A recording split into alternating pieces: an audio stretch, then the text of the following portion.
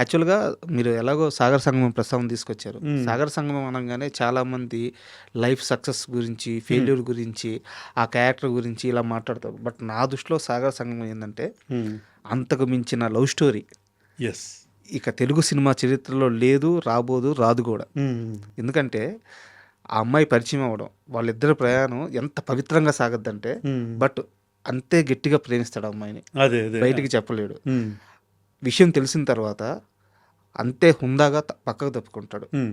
వాళ్ళిద్దరిని కలిపి వాళ్ళిద్దరిని కలిపి హుందాగా పక్కకు తప్పుకుంటాడు. హ్మ్. అయితే అద్భుతం ఎక్కడంటే, ఆ బాయి మీద పాట ఆ! ఆ! 'నరుడి బతుకు నటన ఈశ్వరుడి తలుపు ఘటన' ఆ పాట పాడి, ఎక్కడ ఇతను ఇంక బావిలో పడిపోతాడు, హ్మ్. ఇతన్ని పక్కకు లాగాలని చెప్పి, అక్కడ కూడా చూసారా ఆ అమ్మాయి ముందే పసిగట్టేస్తది. నా జీవితం కోసం ఇలా అయిపోయాడు. హ్మ్. హ్మ్. నేను బొట్టు లేకుండా తనకు కనిపిస్తే ఇంకా తట్టుకోలేడు ఆ! ఆ! అని చెప్పి, భర్త చనిపోయినా ఎళ్ళి తన కోసం బొట్టు పెట్టుకొని రాంగానే ఆయన కూడా ఫస్ట్ ఆ బొట్టే చూస్తాడు. అదే. బొట్టు చూసి ఆ బొట్టు వానకి జారిపోతుంది చెప్పి చెయ్యట్టు అడ్డు పెడతారు. ఆ! ఇద్దరు ప్రేమికుల మధ్య ఇంత పవిత్రమైన ఆలోచనలు, ఇంత పవిత్రమైన ప్రేమ, ఎక్కడ అబ్యూజ్ ఉండదు, ఎక్కడ పరిధి దాటదు. గాఢమైన ప్రేమ. ఎవరు దిగలరు సార్ ఎందుకంటే లవ్ స్టోరీ. సూపర్ అండి. నిజం. బాగా అనలైజ్ చేశారు మీరు. సార్ చాలా బాగా అనలైజ్ చేశారు ఇది. ఇది మేము కూడా అనుకోలేదు ఇప్పటిదాకా. మీరు చెప్పిన తర్వాత ఆలోచిస్తుంటే అవును కదా అనిపిస్తుంది నాకు. సార్ నిజమే అండి. నిజం గొప్ప ప్రేమ కదా అది. సార్ అది. యాక్చువల్‌గా చాలామంది మీరన్నట్టు ఇదొక కళాకారుడు ఫెయిల్యూర్ స్టోరీ. హ్మ్. ఆహ్, దాని మీదే ఎక్కువ ఎళ్ళింది టాపిక్ అంతా చాలామంది. ఒక ఫెయిల్యూర్ స్టోరీ హ్మ్. హ్మ్. ఇది హ్మ్. అని.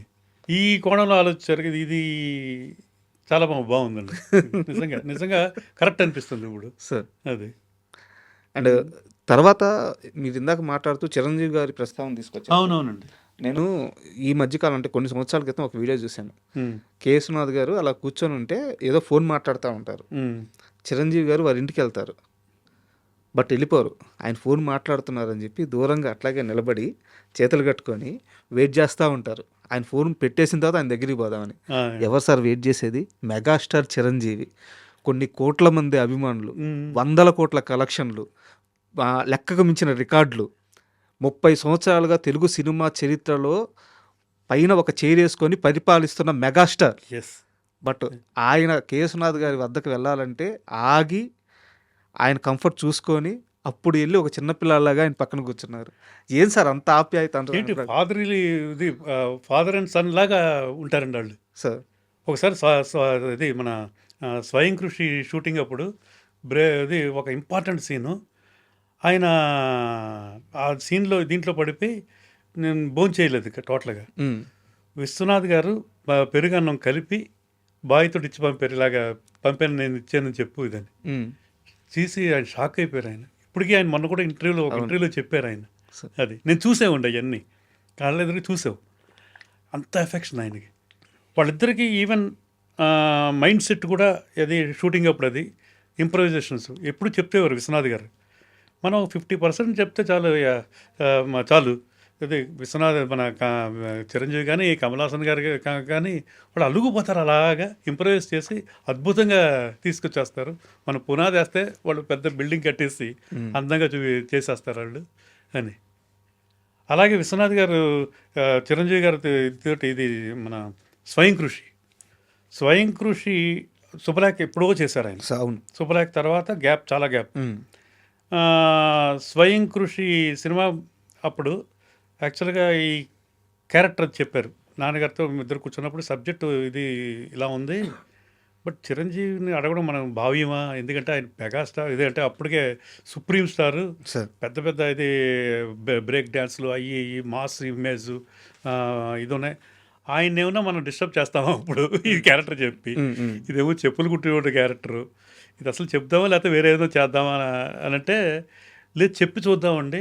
హ్మ్. ఆయన కూడా మంచి మంచి క్యారెక్టర్లు చేయాలనుకుంటున్నారు కదా! మీతోటి మంచి క్యారెక్టర్ ఇది చేద్దామని అని నెరేట్ చేశారండి. నెరేట్ చేసిన తర్వాత ఒక 5 మినిట్స్ అలా సైలెంట్‌గా ఉన్నారండి అందరూ. చిరంజీవి గారి దగ్గర నుంచి అందరూ అండి. అయిన తర్వాత దీని గెటప్ అది అని మొత్తం అన్నీ ఆయన హ్మ్. చాలా ఈ చెప్పులు కుట్టుకోవడం నేర్చుకుంటాను నేను హ్మ్. అనేటప్పటికి ఈ షాక్ అంట ఇది ఓకే అన్నారా లేదా అని. చెప్పులు కుట్టుకోవడం నేర్చుకుంటాను డ్రెస్సు వూల్డ్ క్యాప్ ఒకటి పాతది ఇలాంటివన్నీ ఆయన ఆయన అన్నీ చేయించుకున్నాడు తర్వాత ఆయన. హ్మ్. ఇంకా అక్కడి నుంచి ఆయన ఛాలెంజింగ్‌గా చేసాడండి. అప్పుడు దాకా ఆయన అంటే పెద్ద పెద్ద మ మ ఇది బ్రేక్ డాన్స్‌లు అప్పుడే ఎంత పాపులర్ అవును. అయిపోయినాయండి ఆయన అవును. అవును. ఆయన వల్ల. డాన్సులు, ఫైట్‌లు ఇది హ్మ్, ఇమేజ్ ఏమో మామూలుగా లేదు. అసలు హిమాలయాస్ దీనికి పైనకి వెళ్ళిపోయింది అది సార్. పీక్స్‌కి. ఈ క్యారెక్టర్ అనేటప్పటికి ముందు భయపడింది. ఇది ఒప్పుకుంటారో లేదో అని. ఒప్పుకోవడమే పెద్ద సక్సెస్ మనకి ఆ చెప్పులు అని. కుట్టే సీన్ ఉంటది కదా ఆ! సార్. అది చేసేటప్పుడు ఎవరికీ ఏం భయమే లేదా? చిరంజీవితో ఈ షాట్ తీస్తున్నాము అని చెప్పేసి. ఇంకా ఆ సబ్జెక్ట్ కృషితో నాస్తి దుర్భిక్షం. అవును. అది మెగాస్టార్ ఆయన మాకు అది ఎంత ఎదిగినా ఒదిగి ఉండాలన్న ఇది ఆయన ఇది హ్మ్. మొత్తం ఆయన లైఫే అండి అది ఆల్మోస్ట్ ఆల్ అంటే క్యారెక్టరైజేషను సార్. ఆయన ముందు ఎలా ఉన్నాడు ఆయన ఆయన మా తాయారు మా బంగారు ఎప్పుడు చూసాం సార్. ఇది ఒక గెస్ట్ క్యారెక్టర్ చేశారు ఆయన అవును. అవును. అప్పుడు అప్పటికి స్వయం కృషికి ఇది అంటే మధ్యలో మనకి బాగా అభిమానం మేము అందరూ బాగా క్లోజ్ మేము ఆ, ఎప్పుడు ఒకేలా ఉన్నాడు ఆయన అప్పుడు చూసిన ఆయన ఎలా ఉన్నారో అంటే ఇది మనస్తత్వం ఇది ఎవ్రీథింగ్ కొంతమందికి 2 సినిమాలు హీరోగా చేస్తేనే తలకెక్కేసి ఇది ఇప్పటికీ అలాగే ఉంటాడు అదే ఇది విశ్వనాథ్ గారు ఇప్పుడు చెప్పేవారు అది. హ్మ్. ఆ, ఆయన మిగతా వాళ్ళకే మెగాస్టార్ మన దగ్గర ఎందుకు ఇది అభిమానం మన ఇదే అంటే ఆప్యాయత ఇది ఎన్ని కలబోసి వస్తాయి మాకు సార్. అని అనేవారు ఆయన. అంటే స్వయం కృషి ఆయన రియల్ లైఫ్ కథ అనుకోవచ్చా? అంటే Characterization. అంటే క్యారెక్టరైజేషన్ అంతే కదండి అసలు డౌన్ టు ఇది అంతే. ఇది ఎక్కడికి వెళ్ళినా జీరో నుంచి అది హిమాలయాలు అనుకోవచ్చు. అదే హిమాలయస్ అండ్ అంత ఎత్తుకెళ్ళినా ఒదిగుండే ఆ తత్వం, స్వభావం ఆ స్వభావం. ఇవన్నీ కరెక్ట్. అది డిసిప్లిన్కి హ్మ్. ఆ సినిమా మెయిన్ డిసిప్లిన్ కదా కొడుకుని డిసిప్లిన్గా పెంచడం సార్. ఇవన్నీ అన్నీ అంటే వాళ్ళందరూ అలాగే గ్రో అయ్యారు వీళ్ళందరూ. నేను చాలా మంది దగ్గర అంటే కొంతమందిని మీలాంటి పెద్దలను ఇంటర్వ్యూ చేసేటప్పుడు చాలామంది ఒకరిద్దరు చెప్పిన సందర్భంలో ఉమ్, కే. విశ్వనాథ్ గారు చిరంజీవి విషయంలో ఒక విషయంలో మాత్రం చాలా అంటే బాధ ఉండేది కానీ చాలా ఇలా జరగకుండా ఉండాల్సిందని ఆలోచించేవారంట. చిరంజీవిని ఒక ఇమేజ్ చట్టంలో చుట్టేశారు, ఒక స్టార్ అని చెప్పేసి అతని చుట్టూ ఒక చట్టంలో చుట్టేశారు. ఉమ్, ఉమ్. గొప్ప నటుడయ్యా, అదే బట్ ఆయన అన్ని సినిమాలు చేయలేడు ఇప్పుడు, ఉమ్, ఇది నిజంగా దురదృష్టం అని చెప్పి చాలా మంది దగ్గర చెప్పేవారంట విశ్వనాథ్ గారు. అదే అదే అండి నిజమే అండి అది. ఎందుకంటే ఆ, ఆయన ఎప్పుడు అనేవారు ఆయన ఉమ్. మంచి నటుడు గొప్ప నటుడు ఆయన. చాలామంది అదే అంటే మీరు అన్నట్టు ఆ చట్టంలోనే ఉమ్. ఉంచేశారు ఆయన్ని. ఉమ్. అప్పుడు ఇమేజ్ అంటారు అదే అది. బట్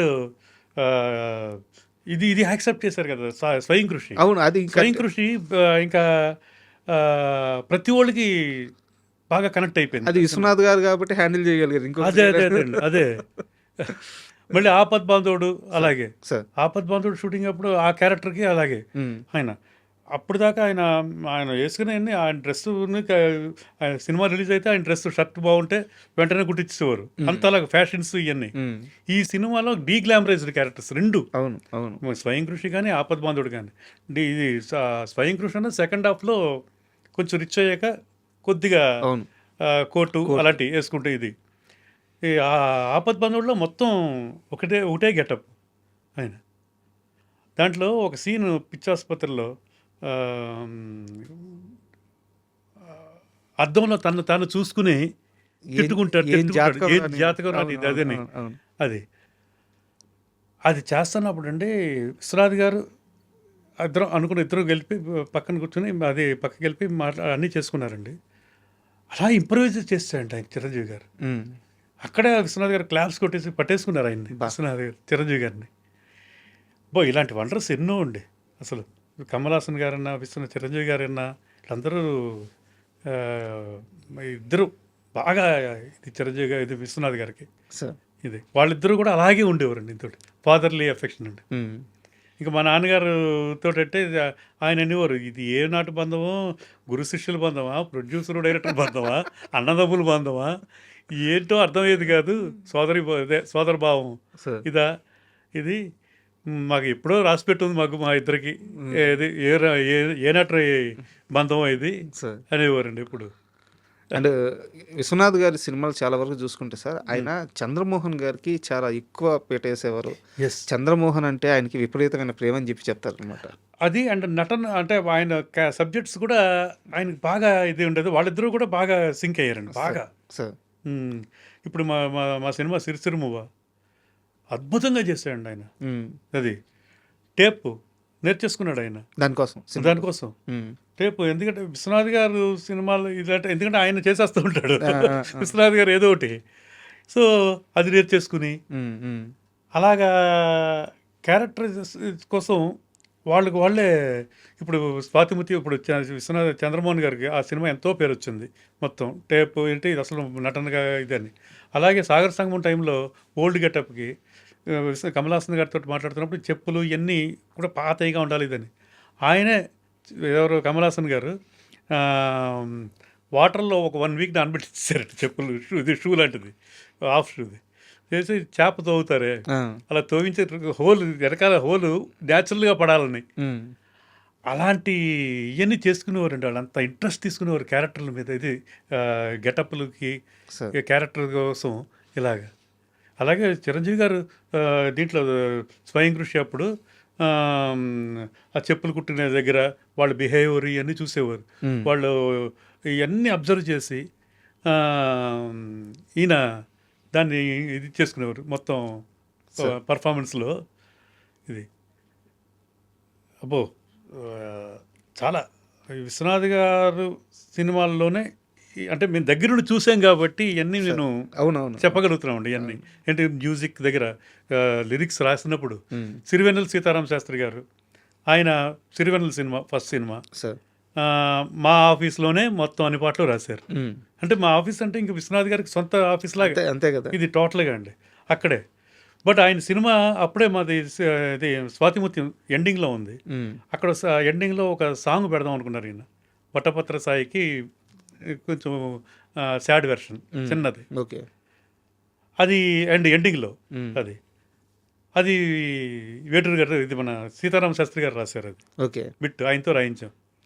రాయిస్తే అదే ఫస్ట్ సినిమా అయింది యాక్చువల్గా రిలీజ్ అయింది.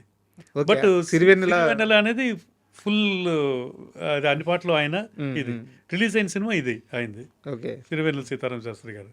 అలాగే జంధ్యాల గారు ఇది వీళ్ళందరూ ఒక విశ్వనాథ్ గారిని ఒక గురువుగారిలాగా చూసేవారండి అందరూ. గురువుగారు ఒక దేవుడు అలాగే.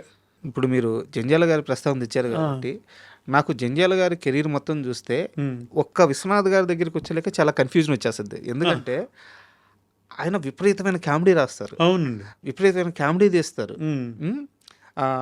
సెటైర్లు వేస్తారు. అదే ఒక విశ్వనాథ్ గారి దగ్గరికి వచ్చేసరికి మాత్రం విపరీతమైన పాండిత్యం వచ్చేస్తుంది. అన్ని అంటే ఆయనలో 2 పార్శ్వాలు ఉన్నాయి. జంధ్యాల గారిలో వాడుకుంది మాత్రం ఒక్క విశ్వనాథ్ గారే.